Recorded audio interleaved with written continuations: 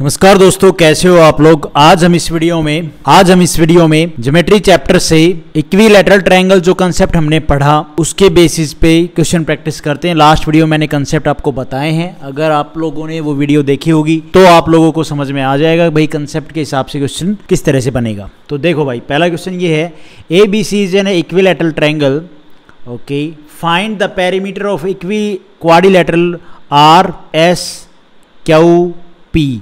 ठीक है, तो जब इक्विलैटरल ट्रायंगल है तो ये 2-2 सेंटीमीटर 2-2 सेंटीमीटर, तो ये भी 2 सेंटीमीटर होगी, ये भी 2 सेंटीमीटर होगी और ये भी 2 सेंटीमीटर होगी, है ना। हमें निकालनी है लेंथ सिर्फ आर एस और पी क्यू की, समझ रहे हो आप।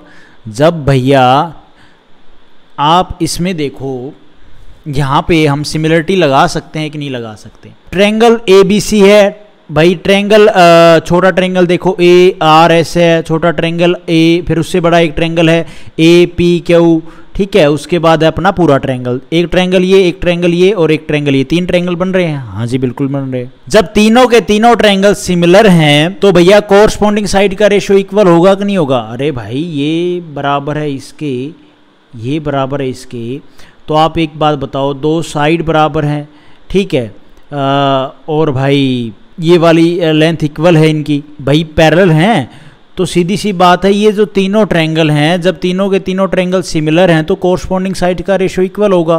भाई ये पूरी कितनी हो जाएगी, 2 2 2 6 हो जाएगी।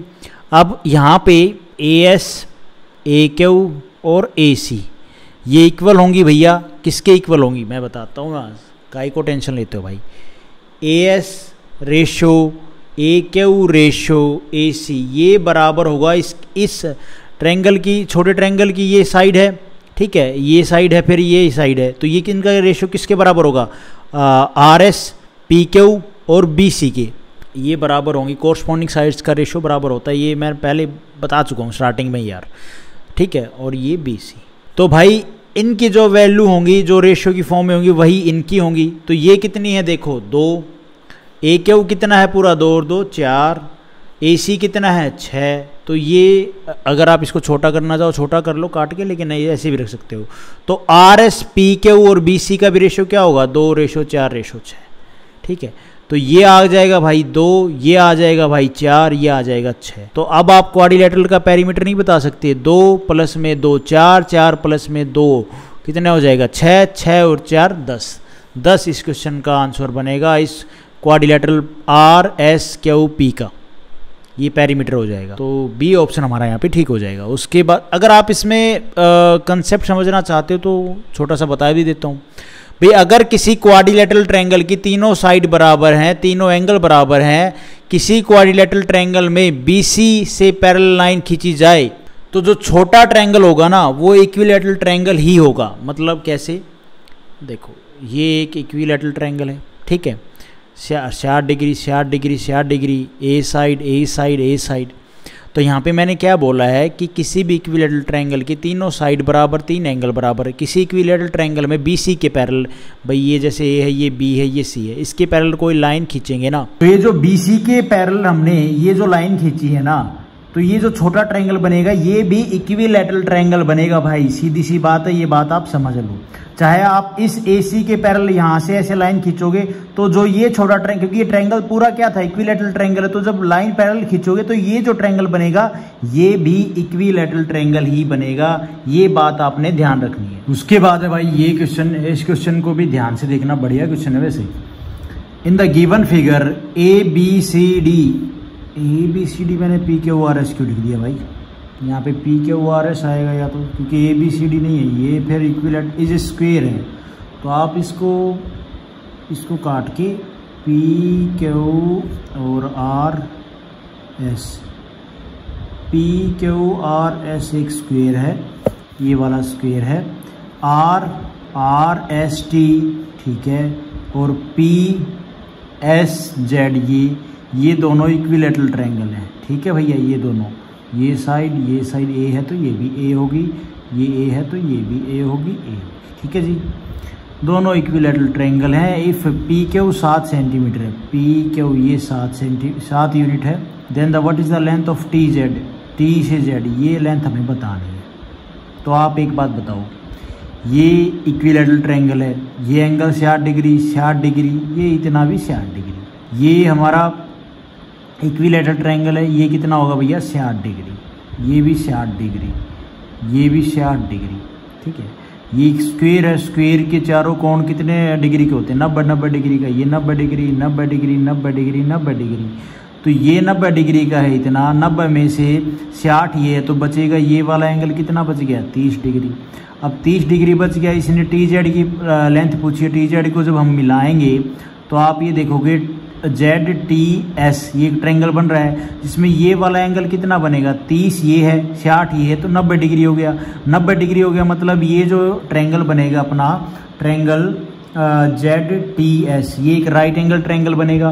बनेगा कि नहीं बनेगा भाई? हाँ बिल्कुल बनेगा। इस ट्रायंगल को हम अगर बाहर बना लें तो भैया ये कुछ ऐसे है, ये यहाँ पे 90 डिग्री है एक्चुअली, ठीक है, ये 90 डिग्री है, पर शेप नहीं लग रही है, पर 90 डिग्री है, बन ये रहा है 90 डिग्री दिख रहा है, लेकिन है 90 डिग्री ये वाला। ये एस हो गया पॉइंट, ये जेड हो गया, ये टी हो गया। अब हमसे पूछा है इस जेड टी की वैल्यू। आप एक बात बताओ भाई, जेड एस टी हो गया ना, एक right angle triangle isosceles triangle बन गया ना। तो यहाँ पे अगर आपको याद हो ये 90 डिग्री है, बाकी दो कोण हो गए 45 डिग्री के, तो 45 और 90। अब आप ये मत पूछना कि ये दोनों 45 के क्यों हो गए, छोटे बड़े भी तो हो सकते हैं। अगर ये किसी भाई ने पूछा तो फिर अच्छी बात नहीं है भाई, आप पता करके आओ राइट एंगल आइसोसेलेस ट्रायंगल में क्या होता है, 90 45 कैसे आता है। बाकी मैं बताऊंगा, ऐसी कोई बात नहीं है, अभी नहीं, फॉर्मूले अभी बता दूंगा तो फिर यार हर एक पॉइंट पे हर एक कंसेप्ट बताओ तो फिर ठीक नहीं है ना भाई।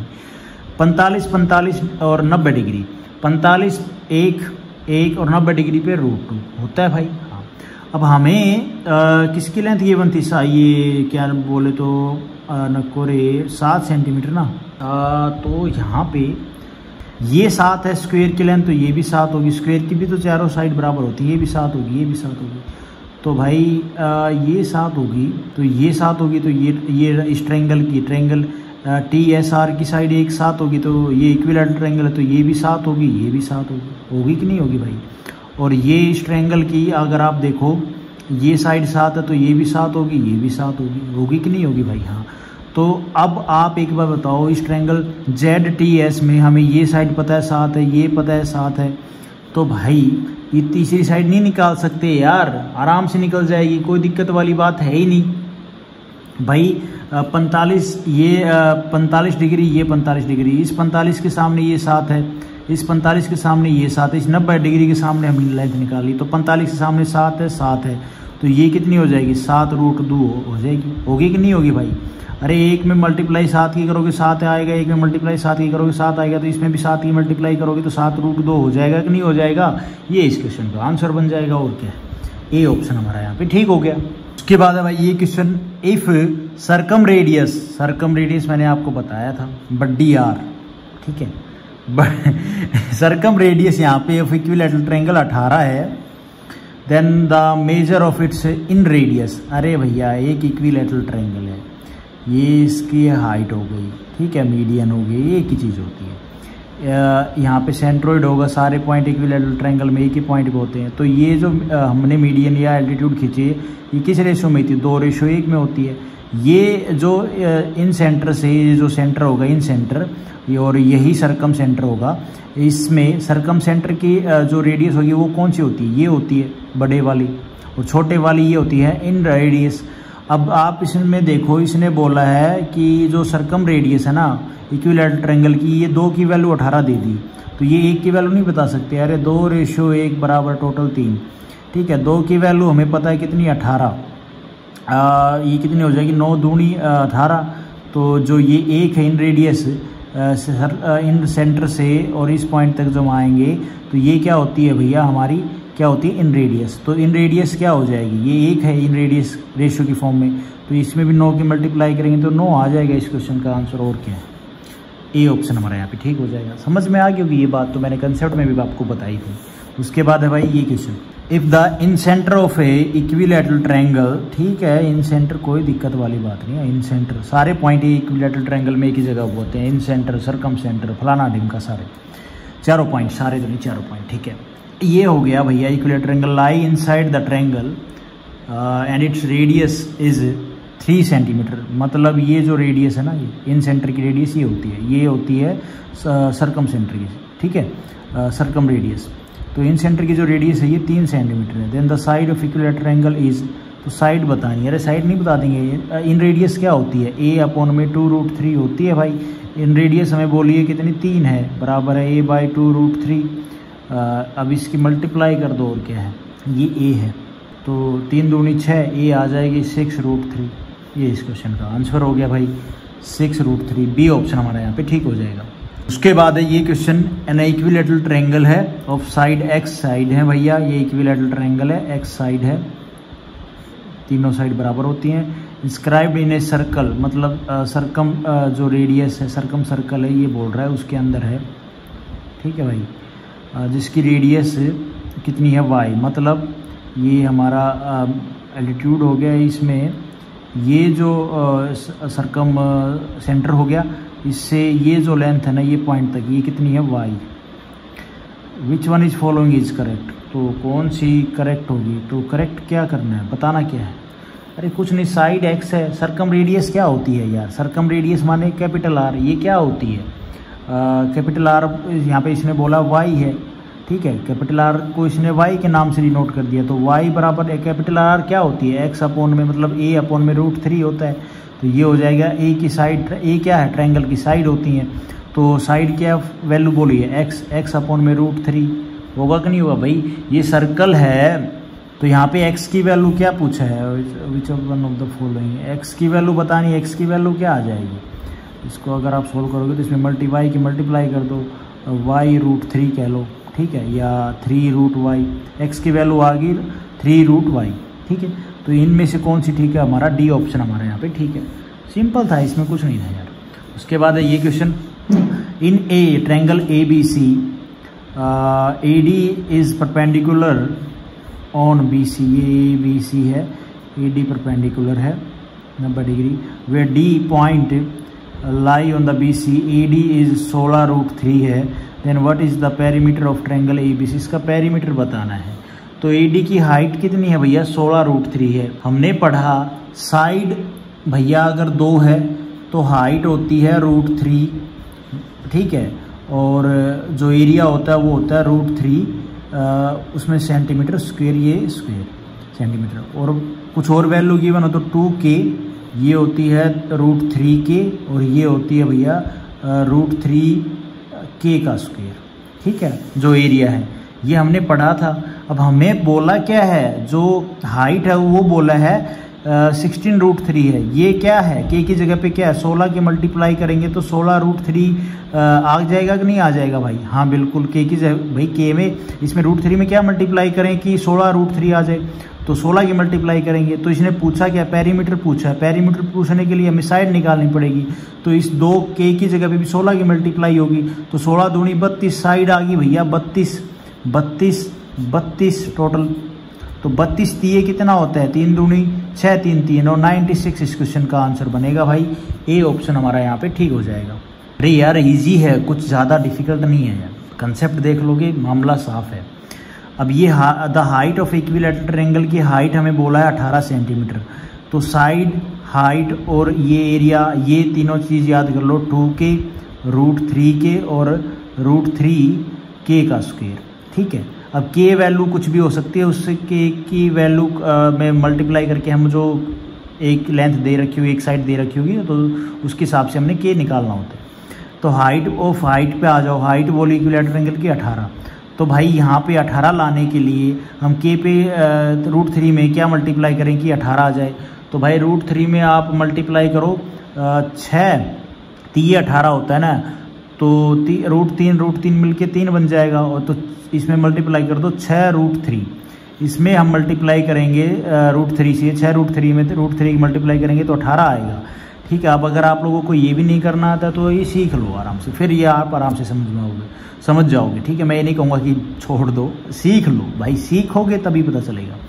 अब पूछा क्या है, एरिया पूछा है, तो K की वैल्यू आ गई 6√3, तो √3 इंटू में 6√3 का स्क्वायर। अब आपको ये स्क्वायर खोलना आता होगा तो आप समझ जाओगे 6। अगर आपको ये 6√3 का स्क्वायर करना आता होगा तो ठीक है, नहीं तो भैया देख लो भाई 6 का स्क्वायर करो, पहले 6 का स्क्वायर करोगे 36, फिर √3 का स्क्वायर करो, स्क्वायर से रूट कट जाएगा, इंटू में 3, 36 दिए कितना होता है 108, 108 √3 इस क्वेश्चन का आंसर होगा भाई बी ऑप्शन। हाँ बी ऑप्शन हमारा यहाँ पे ठीक हो जाएगा। ये डबल हाँ ठीक है, ये हो जाएगा, ये 108 है खाली। होप आपको ये समझ में आया होगा, सिंपल था, कुछ भी नहीं था। उसके बाद है भाई ये question, the area of an equilateral triangle, area बोल दिया है, मतलब एरिया हमारा √3 के स्क्वायर, हमें के स्क्वायर मतलब √3 में क्या मल्टीप्लाई करेंगे, के की वैल्यू हमारी निकल आए। तो भाई यहाँ पे पेरीमीटर पूछा है ना, तो हमें साइड निकालनी पड़ती है, ठीक है, हाइट और साइड 2K होती है। ये जो मैंने आपको ये फॉर्मूला कह लो, ट्रिक कह लो, कुछ भी कह लो, उसके हिसाब से मैं निकाल रहा हूँ। तो यहाँ पे के की वैल्यू क्या रहे कि उसका स्क्वायर करें और फिर √3 में मल्टीप्लाई करेंगे तो 81 √3 आए। तो कुछ नहीं है यार, ये क्या है √3 तो ये लग जाएगा, बाकी बचा 81, तो 9 में 81, 9 का स्क्वायर करो कितना आएगा 81 इंटू में √3 कितना हो जाएगा 81 √3, ठीक है। तो के की वैल्यू क्या आ गई 9 रख दो यहाँ पे, साइड आ जाएगी 9 दूनी 18 उस ट्रायंगल की क्या आ गई साइड आ गई, इक्विलैटरल ट्रायंगल की 18। पेरीमीटर क्या होगा 18 तीय 3 बार जोड़ दो, 18 तीय कितना होता है भाई 54। ये इस क्वेश्चन का आंसर बनेगा, ए ऑप्शन हमारा यहाँ पे ठीक हो जाएगा। उसके बाद है भाई ये लास्ट क्वेश्चन है इस वीडियो का, if L is the length of median, अरे इक्विलैटरल ट्रायंगल में मीडियन हाइट इक्विलैटरल ट्रायंगल की सेम चीज़ होती है। इक्विलैटरल ट्रायंगल है, इसकी हाइट बोलो मीडियन बोलो, ठीक है, इसकी लेंथ बोल दी एल, ये ABC हमारा मान लो एक इक्विलैटरल ट्रायंगल है, एक इक्विलैटरल ट्रायंगल है। तो व्हाट इज़ द एरिया बताना है। अरे भाई नहीं बता सकते क्या, हाइट बोला है, ठीक है, साइड हाइट एरिया का रेशियो क्या होता है, ये 2K, ये √3K, ये माने √3K का स्क्वायर होता है कि नहीं होता भाई।